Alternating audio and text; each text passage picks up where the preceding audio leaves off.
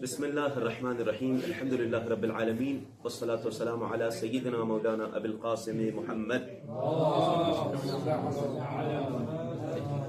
وعلى آلہ الطیبین الطاہرین المعصومین رب اشرح لی صدری ویسر لی امری واحلل عقدۃ من لسانی یفقهوا قولی استغفر اللہ واسألہ التوبہ۔ درس نمبر 27۔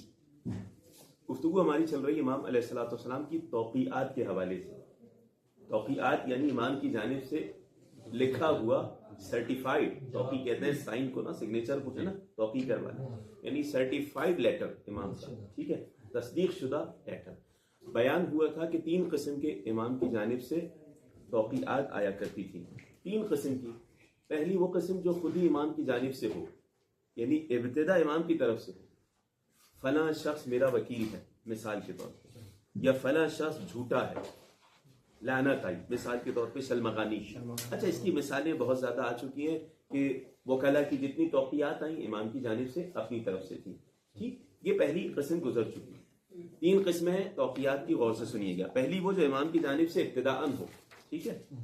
دوسری قسم وہ کہ جہاں امام سے کوئی سوال کیا گیا ہو اور امام نے ان سوالات کے جوابات دیے ہوں، چاہے فقہی سوال ہو یا عقائدی سوال، ٹھیک ہے۔ 2 قسم ہو گئی۔ تیسری قسم وہ ہے کہ جہاں امام علیہ السلام کی جانب سے کوئی دعائیں سکھلائی گئی ہیں، ٹھیک ہے، کوئی دعائیں سکھلائی گئی ہیں۔ اب یہ تینوں قسمیں آصف طورستانی صاحب بیان کریں گے۔ پہلے والا تو آپ نے بھی ذکر نہیں کیا، اس میں سوال بھی کیا۔ پہلے عام لوگوں نے وہ بتا رہے ہیں سمر صاحب جی، پہلے جو ہے وہ صرف امام کی جانب سے ہو، دوسرا صرف امام کی جانب سے، دوسرے عوام کی جانب سے جو سوال کے جواب ہوں، اور تیسرے جو تھے وہ اس میں دعائیں ہیں، بس یہ، ٹھیک ہے۔ پہلی والی قسم ہم نے پہلے پڑھ لی، ٹھیک ہے۔ اب دوسری قسم آج امام سے سوال کیا گیا ہو اور امام نے اس سوال کا جواب دیا گیا ہو۔ آج کا درس اسی عنوان سے، یعنی امام سے فقہی سوال کیا گیا، عقائدی سوال، بہت ساری سوالات ہیں جو 12ویں امام سے آئے ہیں ہم تک توقیعات میں۔ آج کا درس سمجھے فقہی سوال جو امام سے کیے گئے ہیں اس حوالے سے، اور 12ویں امام کی جانب سے ان سوالات کے جوابات آئے ہیں۔ اس کے بعد اگلا درس ہوگا وہ دعاؤں کے حوالے سے ہوگا، ٹھیک ہے۔ تو فقہی سوالات جو امام علیہ السلام سے کیے گئے، شیخ صدوق علیہ الرحمہ نے لکھا، ذکر کیا، پورا سلسلہ سند کے ساتھ روایت کو نقل کیا کہ حدثنا ابو الحسین ابن محمد ابن جعفر الاسدی رحمہ اللہ قال، کہتے کانا فیما ورد علیہ من الشیخ ابی جعفر محمد ابن عثمان، دوسرے نائب حضرت محمد ابن عثمان، ان کی طرف سے جو امام زمانہ علیہ السلام کا خط آیا سوال کے جواب میں، ان میں سے ایک خط یہ تھا، فی جواب مسائل مسائلی الی صاحب الزمان، جو سوالات میں نے کیے تھے، یہ شخص کہہ رہا ہے جو سوالات میں نے پوچھے تھے امام زمانہ علیہ السلام سے، ان کا جواب اس طرح آیا، اما ما سألت عنہ من امر الوقف على ناحیتنا وما یجعل لنا ثم یحتاج الیہ صاحب۔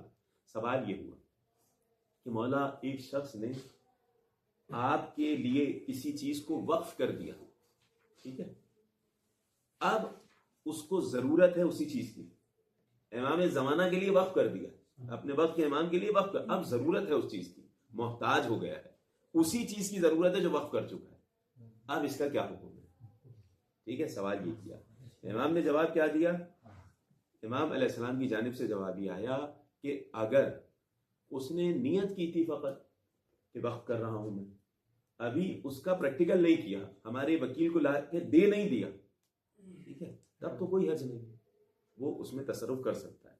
لیکن اگر اس نے باقاعدہ تصرف ایسا کیا کہ دے دیا، وکیل کو حوالے کر دیا، ختم، تو اس کی ملکیت سے نکل گئے، اس کی رکھا ہوا ہے امام کا، اس نے خاص کر رکھ دیا، سوچا ہوا ہے ابھی کہیں دیا نہیں ہے۔ مثال کے طور پر اس نے کہا امام علیہ السلام کے نام پہ، آج ہی کے دن میں سوچیں، امام علیہ السلام کے نام پہ میں یہ چیز فلاں مسجد میں فلاں مدرسے میں دے دوں گا، سوچ لیا ہے تو ٹھیک ہے بھائی، ابھی سوچا ہے اس نے، نیت ہے، نیت کا ثواب مل جائے گا۔ اور ایسے نہیں سوچا تھا سوچنے سے پہلے کہ میں لے لوں گا، صرف سوچ لوں گا نیت کا ثواب لے لوں، نہیں، اسے دینا تھا، سنجیدہ تھا، لیکن اب ضرورت ہو گئی ہے، صرف سوچا ہی ہے، عمل نہیں کیا، ابھی پہنچایا نہیں ہے وہاں، تو کوئی حرج نہیں، وہ لے سکتا ہے، پہنچا دیا ہے، ختم، اب اپنی ملکیت سے نکل گیا۔ امام کی جانب سے ایسا جواب آیا، ٹھیک ہے۔ یہاں سے اب ہم تیزی سے اس کو پڑھ لے رہے ہیں، یہ فقہی جواب امام علیہ السلام کی جانب سے آیا۔ تو امام فرما رہے ہیں کل ما لم یسلم، ہر وہ مال جو یسلم یا یسلم تسلیم، جو دے نہیں دیا گیا، پریکٹیکلی عملی اعتبار سے، فصاحبہ فیہ بالخیار، تو اس کا مالک کے لیے اختیار ہے اس میں. وَكُلُّ مَا يُسَلَّمْ جو دے دیا گیا ہمارے وکیل وغیرہ کہیں پر بھی ہو فَلَا خِيَارَ لِصَاحِبِهِ اس کے مالک کے لیے اب اختیار نہیں ہے کیونکہ ملکیت سے نکل چکا ہے. احتاج الیہ صاحبہ اور لم یحتاج ضرورت ہو نہ ہو دونوں صورتوں میں اس کی ملکیت سے نکل چکا ہے. افتقر الیہ اب استغنا چاہے محتاج ہو جائے فقیر ہو جائے یا غنی ہو دونوں صورتوں میں اس کی ملکیت سے وہ نکل چکا ہے. اگلا سوال اما ما سألت عنہ من امر المصلی والنار والسورہ والسراج بین یدی جہاں تک تم نے سوال کیا یہ امام مہدی علیہ الصلوۃ والسلام سے سوال کیا گیا کہ نماز پڑھ رہا ہے انسان تصویر سامنے ہے آگ سامنے جل رہی ہے. پہلے لائٹ تو نہیں ہوتی تھی تو روشنی کے لیے چراغ آگ جلا کر ہی نماز پڑھتے تھے. تو آیا اس طرح آگ جل رہی ہو اور نماز ہم پڑھ رہے ہیں تو یہ جائز ہے یا جائز نہیں ہے؟ سوال یہ کیا گیا تھا. امام کی جانب سے جواب کیا ہے دیکھیں بڑا دقیق جواب ہے. امام علیہ الصلوۃ والسلام نے کہا حل تجوز صلاتہ کیا اس میں نماز پڑھنا جائز ہے؟ اچھا کیوں سوال کر رہے ہیں؟ فإن الناس اختلفوا في ذلك قبلك لوگوں کا آپس میں اس معاملے میں اختلاف ہو گیا آپ کی جانب سے. کوئی کہہ رہا ہے نہیں امام کی جانب سے یہ اجازت دی گئی ہے کہ پڑھ سکتے ہیں, کوئی کہہ رہا ہے نہیں پڑھ سکتے. یعنی امام موجود ہیں پھر بھی اختلاف ہو رہا ہے. اختلاف ہو گیا. جواب کیا آیا؟ فإنه جائز یہ عمل جائز ہے لمن لم يكن من اولاد عبدة الاصنام وعبدة النيران والسورة والسراج بين يديه ولا يجوز ذلك لمن كان من اولاد عبدة الاصنام والنيران. کیا مطلب جو بت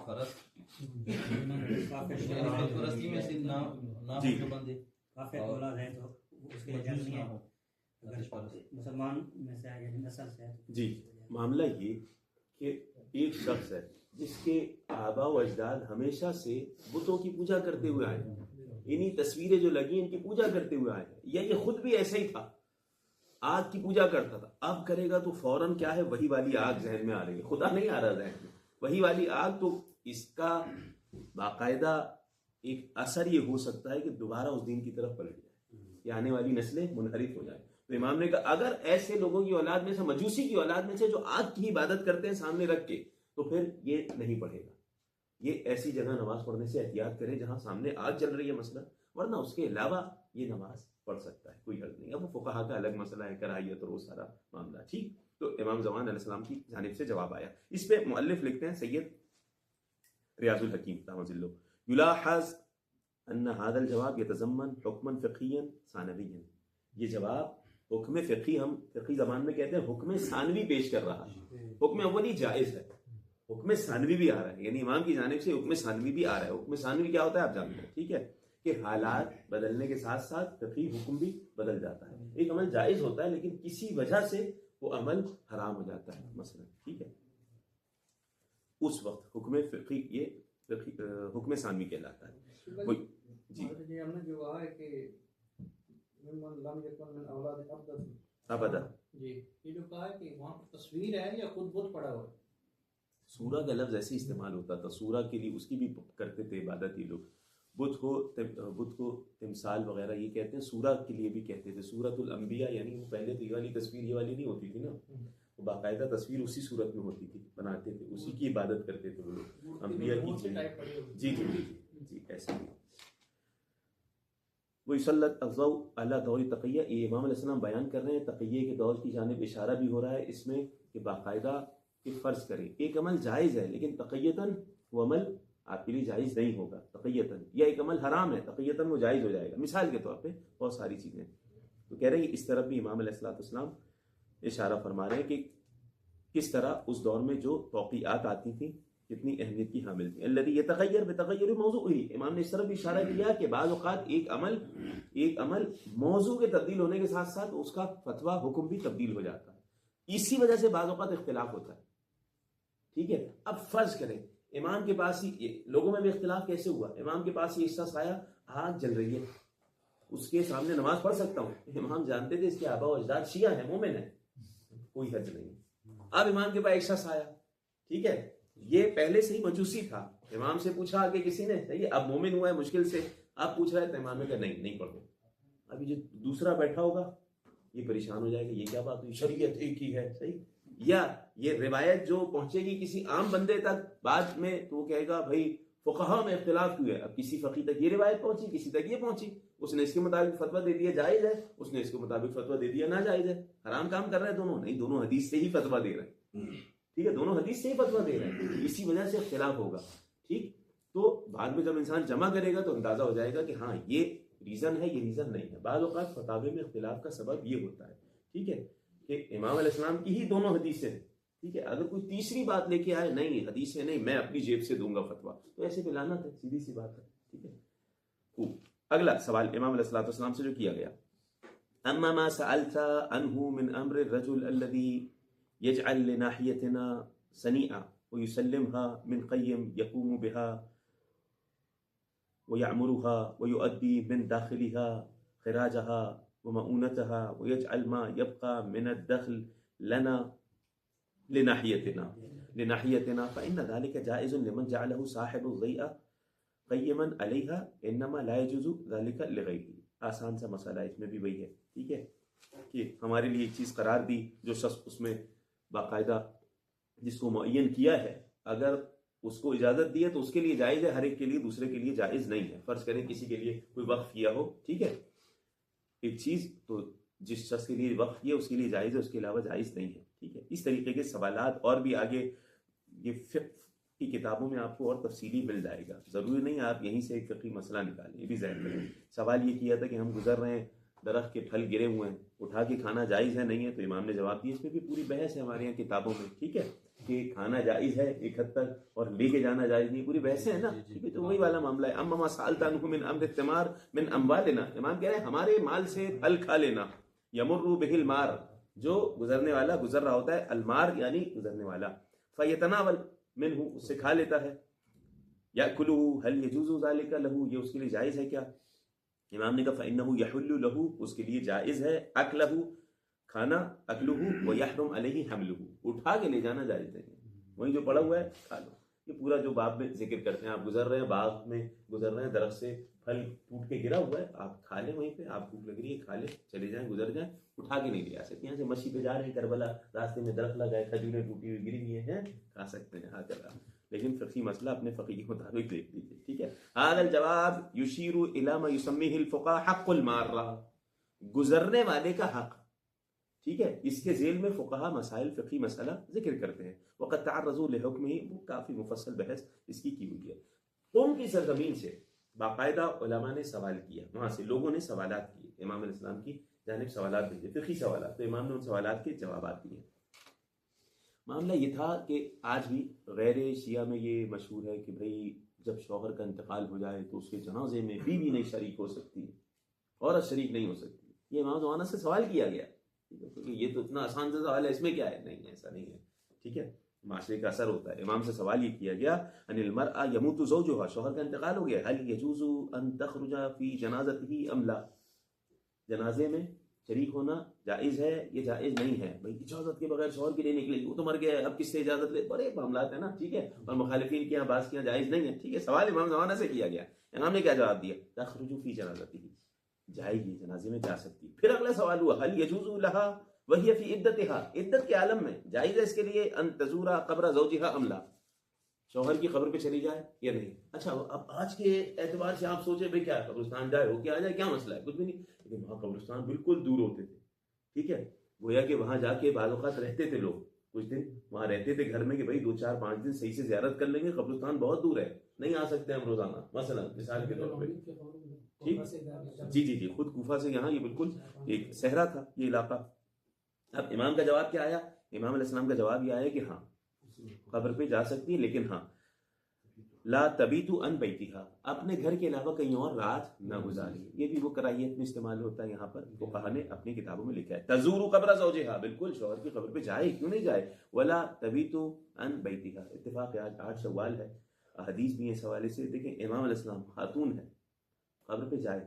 ٹھیک ہے, ائمہ اہل بیت علیہ السلام سے احادیث ہیں, ان کی ابھی حدیثیں ہیں. یہ صرف بغض اہل بیت علیہ السلام میں یہ جو ہے انہوں نے بغض نکالا اور قبروں کو مسمار کیا باقاعدہ. زوجہ رسول سے بھی روایت ہے, شہزادی کونین, بقیہ کے قبرستان کے علاوہ حتیٰ احد کا قبرستان انتہائی اہمیت کا حامل تھا. جب یہ 8 شوال کو منہدم ہوئی ہیں قبریں, تو احد کا قبرستان پر بھی باقاعدہ بلڈوزر چلایا گیا ہے، اس کو بھی منہدم کیا گیا 8 شوال کو، جب یہ حکم صادر ہوا تھا۔ احد کا قبرستان جہاں جناب حمزہ کی قبر اور دوسرے شہدائے احد، شہزادی کونین زخمی ہونے کے بعد 2 مرتبہ ہفتے میں احد کے قبرستان جاتی تھی اور کہتی تھی کہ یہاں بابا تھے، یہاں یہ تھا، ساری چیزوں کو یاد کرتی تھی۔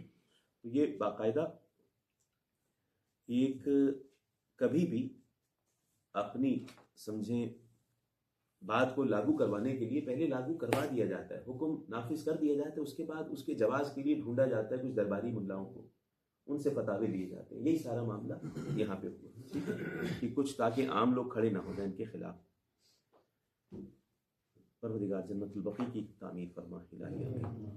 وَأَنْ وَدَاءِ شہر رمضان، بھائی سوال یہ کیا گیا ماہ مبارک رمضان کو ودا کب کریں، آخری دن کریں یا آخری رات کریں؟ سوال یہ کیا گیا، ٹھیک ہے، ماہ مبارک رمضان کو ودا کب کریں، آخری دن یا آخری رات؟ امام اسلام کی جانب سے جواب کیا آیا، پہلے سوال سنیے۔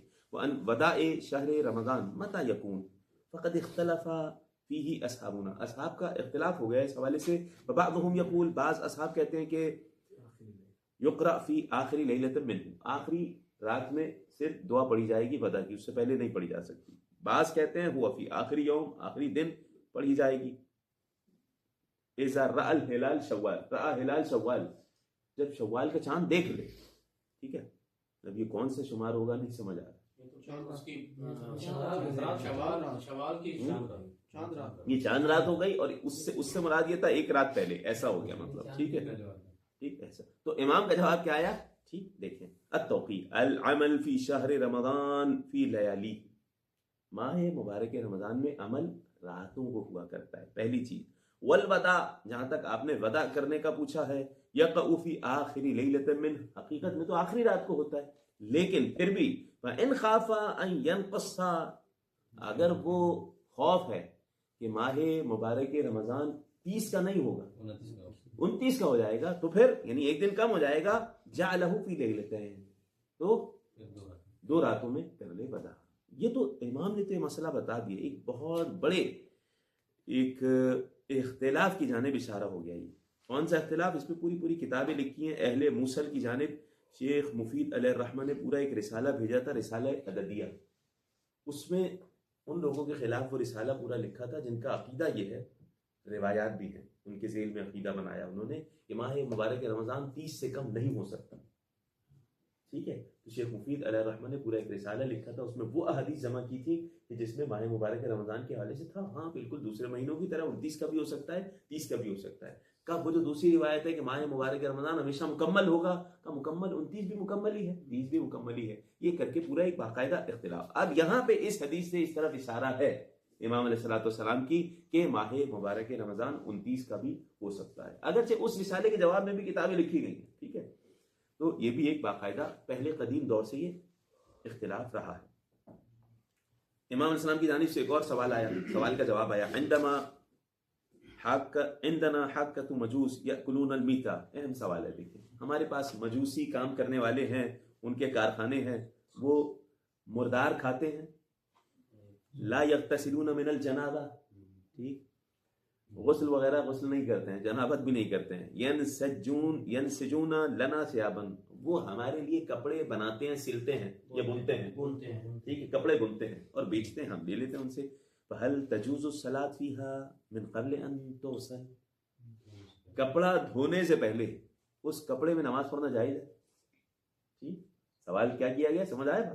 مجوسی یہ سارے نجس، اور کپڑا دھونے سے پہلے اس کپڑے میں نماز پڑھنا جائز ہے؟ امام علیہ السلام سے سوال ہوا۔ اب جواب سنیے امام علیہ السلام کا۔ امام نے کہا لا بأس بالصلاة فیہا، نماز پڑھنے میں کیا ہے، کوئی حرج نہیں ہے۔ یہ امام زمان علیہ السلام کی جانب سے جواب آیا۔ اندازہ لگائیں امام علیہ السلام کی جانب سے یہ فقہی توقیات بھی آئی ہیں، عقائدی بھی بہت آئی ہیں، فقہی توقیات بھی آئی ہیں، ٹھیک ہے۔ اس کا ہاتھ گیلا ہو تو اس کو ٹچ کر تو کہنا جائز نہیں، یہ کیوں امام کو مشورہ دیا نہیں، کیوں سنیں، اوپر دیکھیں، اوپر کیا سوال کیا ہے، بھائی وہ مردار کھا رہا ہے، اس کا وہ گیلے ہاتھ ہونے سے کیا تعلق ہے؟ پہلی چیز وہ مردار کھا رہا ہے، وہ نجس ہے۔ دوسرا کیا ہے، وہ اس لیے جنابت نہیں کر رہا، ٹھیک ہے، جنابت کی حالت میں تو وہ جو کپڑے بنا رہا ہے تو اس کپڑے میں کیا سمجھ آ رہی ہے بات؟ اس نے کپڑا بنایا نا، ایک ہاتھ سے کھانا تو نہیں کھا رہے ہیں. بنا ہوا کپڑا بنا کیا ہے وہ یہ؟ بنا ہوا کپڑا، سوال سمجھ آ رہا ہے؟ بھائی بنا ہوا کپڑا ہے، ٹھیک ہے، ہم نے نہیں دیکھا اپنی آنکھوں سے اس نے اپنے گیلے ہاتھ اس کپڑے پہ لگائے ہیں، ٹھیک ہے، تو پھر وہ اس وجہ سے کپڑا بھی نجس ہو گیا، یہ تحقیق نہیں کرنا ہمیں. یہ فقہی آج بھی یہی مسئلہ ہے. آج ہمارے یہاں چائنا سے کہیں مختلف جگہ سے سینکڑوں مال آ رہے ہیں، کسی چیز کو دھو کے تھوڑی کھانا ہے، دھو کے استعمال کرنا ہے، کھانا پہننا ہے، نماز کی بات ہو رہی ہے، ٹھیک ہے. تو حکم ظاہری میں جائز ہے یہ، ٹھیک ہے، کوئی حرج نہیں ہے. ویسے سوال تو کہ ہم تو فقہا بن رہے ہیں، اس طرح کے کوئی سوال کرتے ہوئے کیا جواب دیں؟ جواب یہی ہے، جی ہاں بالکل، جب تک آپ کو یقین، کل شیء طاہر حتی تعلم انہ نجس، ہر چیز پاک ہے جب تک آپ کو یقین نہ ہو کہ یہ نجس ہے. بھائی آپ چلیں اس کو چھوڑیں، ٹھیک ہے، اس کے علاوہ فرض کریں آپ کو نہیں معلوم تھا، آپ کے کپڑے پہ کوئی نجاست لگ گئی ہے، آپ نے نماز سے پہلے دیکھا بھائی پورا سے نہیں دیکھا، آپ کو نماز پڑھ لی آپ نے، نماز ٹھیک ہے نہیں؟ ٹھیک ہے، چاہے اصل میں نجس کپڑے میں پڑی نماز ٹھیک ہے. تو حکم ظاہری دیکھنا ہے، باقی نہیں، ٹھیک ہے. امام علیہ الصلوۃ والسلام سے سوال ہوا ان رجل من وکلاء الوقف، یہ بھی بڑا اہم سوال ہے. مولا ایک بندہ ہے وکلاء وقف میں سے ہے، دیکھیں کس میں سے ہے بھائی؟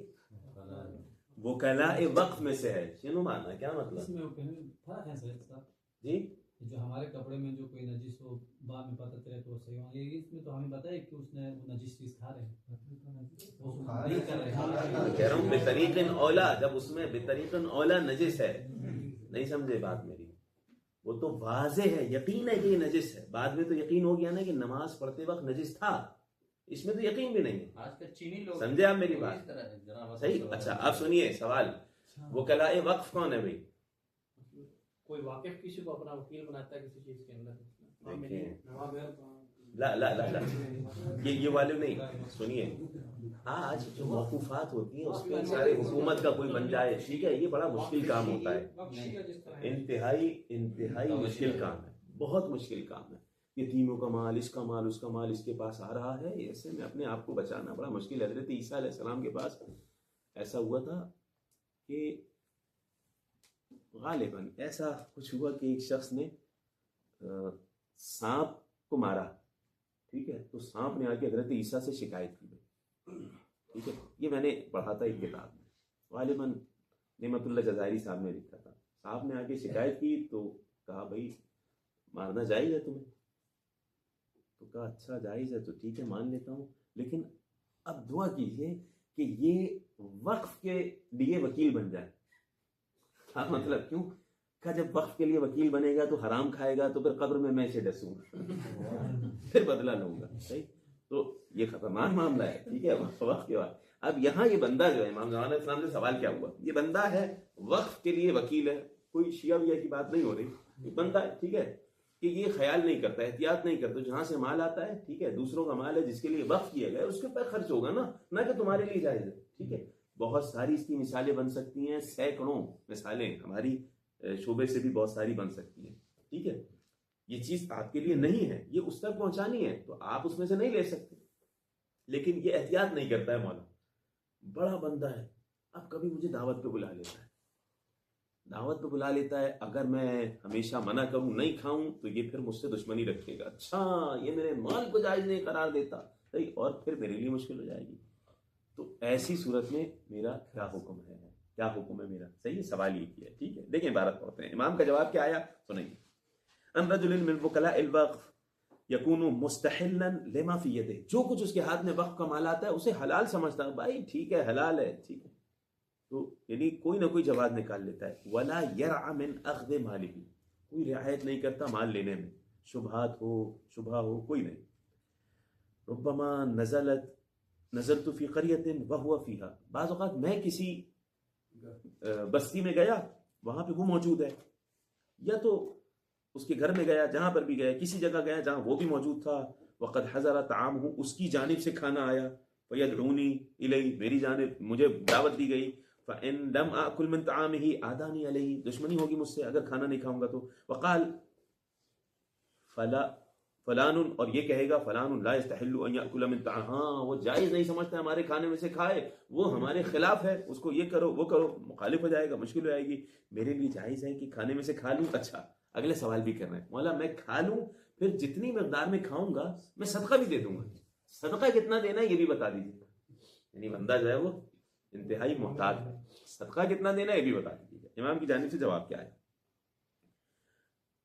وَأَنْ أَهْدَى هَذَا الْوَكِيلَ هَدِيَةً إِلَىٰ. اچھا بعض اوقات اس وکیل کو کوئی آ کے ہدیہ دیتا ہے, اس کو ہدیہ دیتا ہے, اور فَأَحْضَرُ میں اس کے پاس جاتا ہوں, فَيَدْعُونِي وہ مجھے بلاتا ہے, تو ان انال منہا کہ میں بھی اس میں سے لوں. کسی نے آگے اس کو ہدیہ دیا, ٹھیک ہے, اب وہ مجھے بلائے کہ لو تم بھی لو. اب اس کو ہدیہ دیا ہے یا جو ہے وقف کے بنا پہ اس کو لا کے دیا, جو بھی اس کو یہ کہتا ہے ہدیہ وہی, اب میں اس میں سے کہتا ہے لو, تو میں کیا کروں بھائی؟ وَأَنَا أَعْلَمُ أَنَّ الْوَكِيلَ لَا يَرْعَىٰ أَنْ أَخْذَ مَا فِي يَدِهِ. مجھے یقین ہے کہ یہ احتیاط نہیں کرتا ہے. فَهَلْ عَلَيَّ فِيهِ شَيْءٌ إِنْ أَنَا نِلْتُ مِنْهَا. کچھ لے لوں تو مجھ پر کچھ ہے, میرا کیا حکم ہے بتائیں. امام کا جواب کیا آیا؟ إِنْ كَانَ لِهَذَا الرَّجُلِ مَالٌ. یہ فقہی مسئلہ آج کا بھی ہے. إِنْ كَانَ لِهَذَا الرَّجُلِ مَالٌ أَوْ مَعَاشٌ غَيْرَ مَا فِي يَدِهِ. فرض کریں اس کو 4-5 اس کے باغ ہیں, ایک اس کا اپنا ہے اور باقی اس نے وقف کے لیے, ٹھیک ہے, دوسروں کا لیا ہے. تو ایک اپنا ہے نا اس کا, آپ کے سامنے لا کے رکھا ہے پھل, اب کس سے رکھا ہے, اس والے باغ کا ہے یا وقف والے باغ کا ہے, آپ کو نہیں پتا تو کھاؤ, کوئی حرج نہیں. ایک شخص جاب کرتا ہے, ایک حرام کام کرتا ہے, ٹھیک ہے, حرام کام کے یعنی جو جاب حرام ہے وہ کر رہا ہے, اور دوسرا کام بھی اس میں ہے. یہ جاب میں ہی دو شعبے ہیں, ایک حرام ہے ایک حلال ہے. اب میرے سامنے کچھ پیش کر رہا ہے, ٹھیک ہے, تو ایسی صورت میں میرے لیے کیا کوئی حرج نہیں ہے, میرے لیے جائز ہے, ٹھیک ہے, کیونکہ اس کے دونوں. اچھا یہ خمس کا ایک الگ معاملہ ہے, مجھے معلوم ہے اس نے خمس نہیں دیا, ٹھیک ہے, اس مال کا خمس نہیں دیا, تو امام کہتے ہیں جائز ہے تمہارے لیے, کوئی حرج نہیں, ہم نے حلال قرار دیا تمہارے لیے, ٹھیک, یعنی کہ مال ہے اس پر خمس نہیں دیا گیا, ٹھیک ہے. میں گیا کسی کے گھر دعوت پہ, بعض اوقات ایکسٹرا والا محتاط بنتا ہے نا انسان, یہ خمس دیا اس کا ہے, نہیں, ضرورت نہیں ہے آپ کو پوچھنے کی, آپ کے لیے جائز ہے کھانا, ٹھیک ہے, چاہے اس نے خمس نہیں دیا ہو. امام نے کہا ہم نے اباحنا لشیعتنا, اپنے شیعوں کے لیے مباح, ورنہ باہر سے کھڑے ہو کے کوئی چیز بھی نہیں کھا سکتے آپ, ٹھیک ہے. اگر یہی غصبی بال والا حکم ہوتا, فرض کریں آپ پیسے دے کے ایک چیز خرید رہے ہیں, آپ کو یقین ہے کہ یہ غصبی ہے, لینا جائز ہے؟ نہیں ہے جائز. خمس اس نے نہیں دیا ہے تو غصبی تو ہے نا, لیکن امام کہہ رہے ہیں ہمارا حق ہے, ہم نے شیعوں کے لیے مباح قرار دے دیا. اب اس کو غلط سمجھے لوگ کہ شیعوں کے لیے مباح قرار دے دیا, یعنی خمس مباح قرار دے دیا, خمس نہیں دینا ہے, ٹھیک ہے, جبکہ یہاں اس طرف اشارہ تھا. اب یہاں امام علیہ السلام نے یہی جواب دیا, دیکھو اگر اس کا کوئی اور معاش, کچھ اور بھی سلسلہ ہے, وہ ذریعہ معاش ہو اور یہ بھی کام کر رہا ہے, تو پھر آپ کے لیے جائز ہے, ٹھیک ہے. ما فی یدہ فکل طعامہ, کھا اس کا کھانا پینا, کوئی حد نہیں ہے. وقبل برہ, جو کچھ وہ نیکی کرے اس سے قبول کرو, والا فلا, ورنہ نہ کرو. کہہ رہے ہیں ھذا وقد تکون صیاغہ بعض التواقی المربیہ من جانب السفیر. بعض اوقات ہوتا یہ تھا کہ سفیر کی طرف سے خود ہی توقی کا جواب آتا تھا. ویسے تو سفیر کی طرف سے آ رہا ہے تو امام کی طرف سے ہی ہے, لیکن سفیر کی طرف سے کیوں آ رہا ہے؟ کیونکہ مثلا یہ سوال پہلے بھی امام سے کیا جا چکا ہے, تو وہی سوال اپنی طرف سے لکھ کے دے دیا, اپنی طرف سے لکھ کے دے دیا, تو امام نے پہلے ہی کہہ دیا تھا جو یہ دے رہے ہیں وہ ہماری جانب سے دے رہے ہیں. یہ بھی ہوتا تھا. ہاں کبھی کبھی ایسا ہوتا تھا رائٹنگ سے انسان خط سے پہچان لیتا ہے کہ امام کی ہی طرف سے ہے. جس طرح آج کے دور میں بھی ایسے ہی ہے, بھائی مکتب میں بیٹھے ہیں, ہر چیز مکتب میں مرتے تک تھوڑی لے جائی جائے گی, جو چیز نہیں حل ہو رہی ہو وہ لے کے جائی جائے گی, ورنہ تو دوسرے علماء بیٹھے ہیں وہ جواب دیں گے. الدرس الثامن والعشرون, 28واں درس انشاءاللہ آنے والے درس میں بیان ہو جائے گا. سبحان ربک رب العزت عما یصفون وسلام علی المرسلین والحمد للہ رب العالمین.